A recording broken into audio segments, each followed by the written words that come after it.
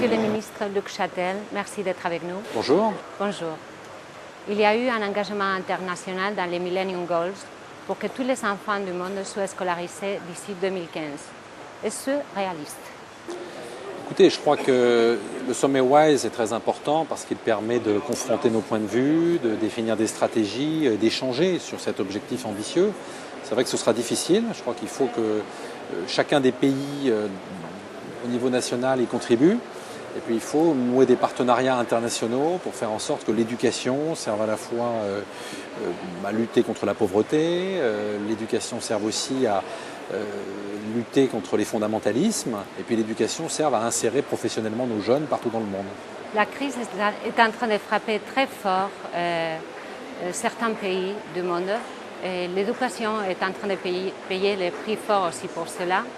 Est-ce que vous croyez qu'on peut chercher une solution au niveau international pour éviter les coupes dans le budget des écoles et la réduction des professeurs? Alors, tout dépend des pays. Dans les pays développés, nous ne coupons pas dans les budgets éducation à la hache, non. Simplement, je pense au contraire que la meilleure réponse qui existe à la crise, c'est celle du diplôme, de la qualification, de l'engagement dans l'éducation. En France, nous avons un taux de chômage des jeunes qui est particulièrement élevé. On sait qu'un jeune qui quitte le système éducatif avec un diplôme, il aura beaucoup plus de chances de trouver un emploi, 3 fois plus de chances que son camarade qui sort sans diplôme. Donc, je crois que plus que jamais, parce que c'est la crise, la meilleure des réponses, c'est la réponse par l'éducation. Et ici, au WISE, on est en train de parler tout le temps de la révolution 2.0 dans l'éducation. Passer d'une éducation du 19e au 21e siècle. Quels sont les moyens et les outils dont on a besoin pour cela? Il est évident que l'école qui prépare au futur ne peut pas être le lieu où on oublie les nouvelles technologies de l'information.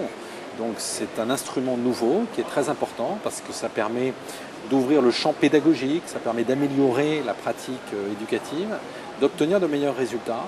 Et pour les élèves, c'est très important de se retrouver dans un lieu qu'ils connaissent, avec des outils familiers que sont aujourd'hui les ordinateurs, les tablettes ou les écrans portables. Donc oui, ça me paraît un développement indispensable. Ça va permettre aussi d'effectuer un certain nombre de rattrapages dans des pays qui ont besoin de démocratiser leur système éducatif, de le rendre plus massif. Donc je pense que c'est un enjeu absolument majeur. Merci beaucoup, Monsieur le ministre. Merci. Au revoir.